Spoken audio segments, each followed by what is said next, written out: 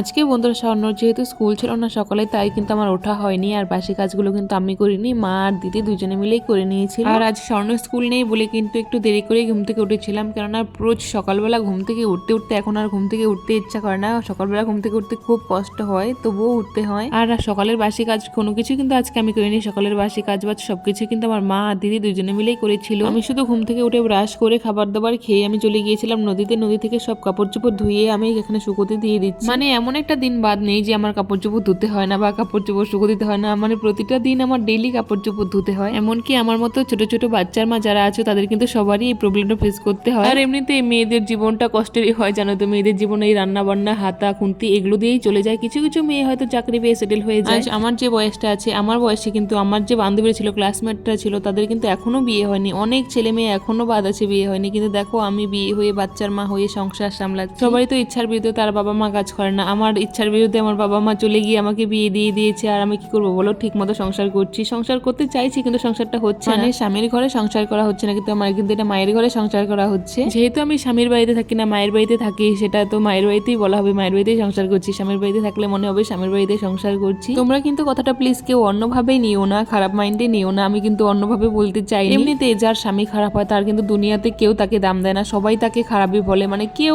তাকে ভালোবাসে না, সবাই অপমান করে। এমনকি যারা মেয়ে আছো, যারা আমার ভিডিও দেখে থাকো, এমন কোনো আছো কি কেউ মেয়ে আমার ভিডিও দেখো? জানি না কোনো মেয়ে আমার ভিডিও দেখো কিনা। আমার ভিডিওতে এমনি থেকে ভিউ হয় 40টা কি 45টা, এর উপরে আমার ভিডিওতে কোনোদিনও ভিউ যায় না। যদি কোনোদিন কোনো মেয়ে আমার এই ভিডিওটা দেখে থাকো, আমি তাদের উদ্দেশ্যে বলছি, প্লিজ বোন দয়া করে তোমরা কথাটা শুনবে। এরপর না যতই কষ্ট হোক স্বামীর ঘরে থাকো, মানে তোমার স্বামী যদি ভালো হয়, নেশাগ্রস্ত না হয়, মানে পরকিয়া না করে, যতই কষ্ট হোক ভাতের অভাবে তুমি মরবে না। স্বামীর সঙ্গে তাল মিলিয়ে থাকলে কি অনেক সুখ, কিন্তু মায়ের বাড়িতে থাকতে গেলেও না অনেক কথা শুনতে হয়, অনেক কষ্ট সহ্য করতে হয়। যে অনেক লোকে ভাবে যে মায়ের বাড়িতে আছি অনেক সুখে আছি, কিন্তু না গো, অনেক টারা কথা শুনতে হয়, অনেক মুখ ঝামটা দেখতে হয়, অনেক কষ্ট সহ্য করতে হয়। আমি অনেক কষ্ট সহ্য করেই কিন্তু আছি। আমার মনে হয় না যে এখানে থাকি। আমি এখন নিরুপায়, না পাচ্ছি শ্বশুর বাড়িতে থাকতে, না পাচ্ছি মায়ের বাড়িতে থাকতে। আমি কোথায় থাকবো বলো? আমার যদি একটা বাচ্চা না থাকতো, তবে আমি নিজের রাস্তা নিজে দেখেই নিতাম। আমি থাকতামই না, মায়ের বাড়িতে থাকতাম না, শ্বশুর বাড়িতে থাকতাম না। আমি নিজের রাস্তা নিজে দেখে নিয়ে একটা ভালো জায়গা দেখে নিয়ে থাকতাম। হয়তো খারাপ কোনো কাজ করতাম না, ভালো কাজ করে উপার্জন করে নিজের টাকা ইনকাম করে আমি থাকতাম। নিজে ইনকাম করতে চাইছি, ইনকাম করার অনেক চেষ্টাও করছি, কাজের খোঁজও করছি, কিন্তু আমার ভাগ্যটা এতই খারাপ যে আমার ভাগ্য সব জায়গায় আটকেই থাকে। না বুঝতে পারলাম বাবা কি জিনিস, বাবার আদর কি, না পেলাম স্বামী কি জিনিস, স্বামীর আদর কি।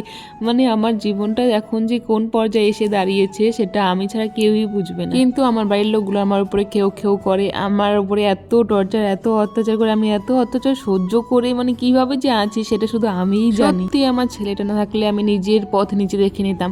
এখন যেহেতু ছোট একটা ছেলে আছে, আমি যদি লোকের বাড়িতে কাজ করতেও যাই না, কোনো লোকের বাড়িতে আমাকে কাজে নেবে না, যার কারণে কিন্তু আমি আটকে আছি। এত কথা শুনেও আমি পড়ে আছি আজকে। কিন্তু বলো তো কি, যারা আমার সাথে এরকম করে তাদেরকে আমি কিভাবে বোঝাবো বলো? তারা তো আমার কথা ভাবেই না, আমার কথা শোনে না। আমার কথা যদি তারা ভাবতো, তারা কিন্তু আমার মনে কোনো সময় আঘাত দিয়ে কোনো কথা বলতো। আমি সত্যি খুব কষ্টে আছি বন্ধুরা, তবে আমার মুখের না হাসি একদমই ফুরোয় না। সারাদিন কাজকর্ম করে যখন রাতে আমি বিছানায় শুতে যাই, তখন আমি ভাবি আমার জীবনটার কথা, আমার জীবনটা কি হলো। আর জানো, যখন দেখি কোনো স্বামী তার স্ত্রীকে মানে একটু যত্ন করছে, ভালোবাসা দিচ্ছে, তখন তো আমার খুব হিংসে হয়।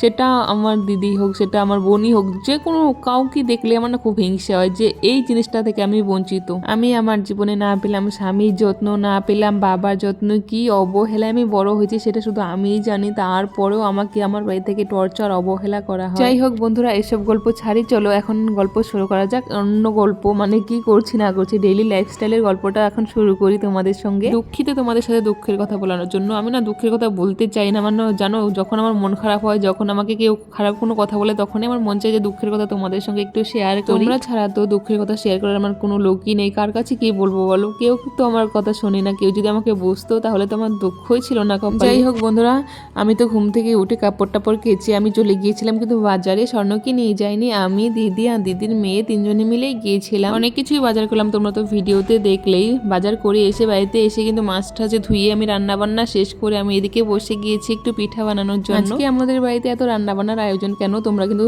থাম্বনেল দেখেই বুঝে গিয়েছো কেন আজকে এত রান্না বান্না হচ্ছে আমাদের বাড়িতে। কেননা আজকে আমার দিদিকে 9 মাসের স্বাদ খাওয়াবো, যার জন্য এত কিছু রান্না করেছি। এদিকে করেছি মাছের ঝোল, আর এদিকে আছে মাছের ভাজা, তার সঙ্গে কিন্তু অনেক কয়েক রকমের ভাজা আর ডালও করেছিলাম। এইদিকে করেছি আলু ভাজা, মানে আলুর শাক, শিম ভাজা, বেগুন ভাজা, তারপর ফুলকপি, তারপর মটরশুঁটি, তারপর পেঁয়াজ কলি সবকিছু দিয়ে একটা মিক্স ভাজা, আর করেছিলাম হলো ভেজ ডাল, অনেক কিছু কিন্তু করেছি, তোমাদের ভেজ ডালটা দেখানো হয়নি। আর করেছি দেখো পায়েস, পায়েস তো আগেই করে নিয়েছিলাম আমি। আর এদিকে পিঠে করব বলে একটু পাটির সাপটা করব, যার কারণে আমি নারকেলটা কুড়িয়ে ভেজে নিচ্ছিলাম। পিঠে বানানোর সময় কিন্তু আর ভিডিও করা হয়নি, শেষমেশ কিন্তু একদম ভিডিও করেছি। আর সঙ্গে কিন্তু পাটি সাপটার সঙ্গে কিন্তু মালপোয়া হয়েছিল, পোয়া পিঠেটা মা করেছিল। আর এদিকে দিদিকে আর দিদির বরকে খেতে দিয়েছি। আমরা গরিব মানুষ, গরিব মানুষের গরিব আয়োজন। আমার দিদি যেহেতু মাংস খায় না, যার কারণে কিন্তু দিদিকে মাংস দেওয়া হয়নি, মাছ দিয়েই খেতে দেওয়া হয়েছিল। আর সেরকম বড় করেও স্বাদ করতে পারিনি, 9 মাসের স্বাদ ছোট মোটো ঘরোয়া করেই করেছি।